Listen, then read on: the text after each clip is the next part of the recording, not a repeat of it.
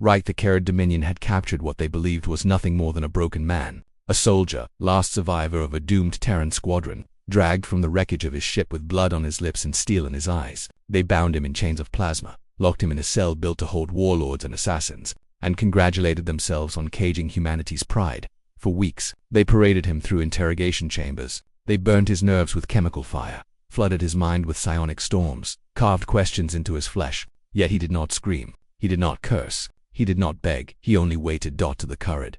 Silence was submission. They laughed at him, convinced his silence was proof that his species had finally broken. But what they did not understand, what they could never understand, was that silence was the sharpest blade humanity ever forged.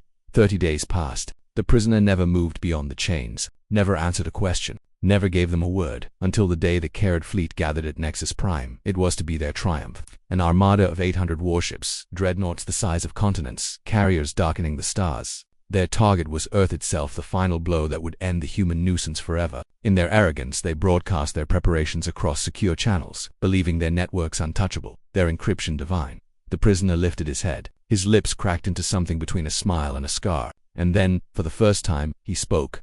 Just one word. A whisper: execute. The sound was so soft the guards thought they imagined it. But across the Dominion's fleet, across encrypted networks and hidden relay nodes, across satellites buried in the crust of occupied worlds, the word traveled. It was not just a sound, it was a key. And the galaxy shuddered. Engines died. Weapons locked. Navigation failed. One by one, Dominion ships went silent. Fire control systems shut down mid-life support flickered, failing in the depths of space. Entire crews stared in disbelief as their titanic war machines became floating tombs on Nexus Prime itself. Alarms howled as defense grids spun out of control, batteries turning inward to bombard their own cities. The prisoner rose, his chains falling away as if they had never existed. He walked past the guards, who collapsed in seizures as their neural implants overloaded. His voice was calm, steady, colder than the vacuum itself. "You thought chains could hold me," he said, "but they held you.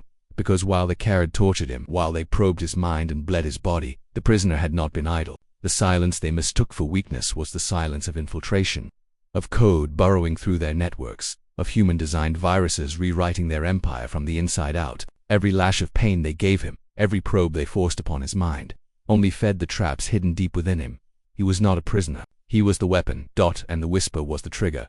From the shadows of nearby systems, Terran fleets surged into the crippled armada. They did not come as prey. They came as predators.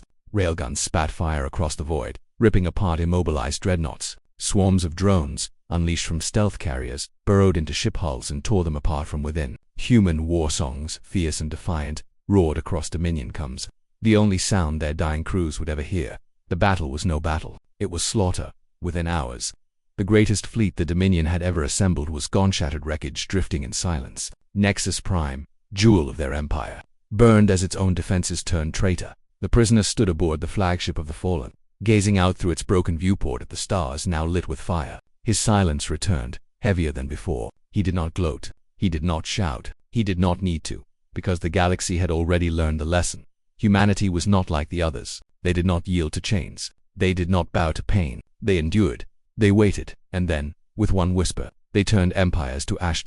The whispers spread faster than the wreckage. Across alien worlds, across councils and empires, the story was retold in fear of the human who sat in chains, silent for 30 days, then spoke a single word that doomed a fleet. They began to call humans something new. Not Earth, not even enemies. They called them the executioners.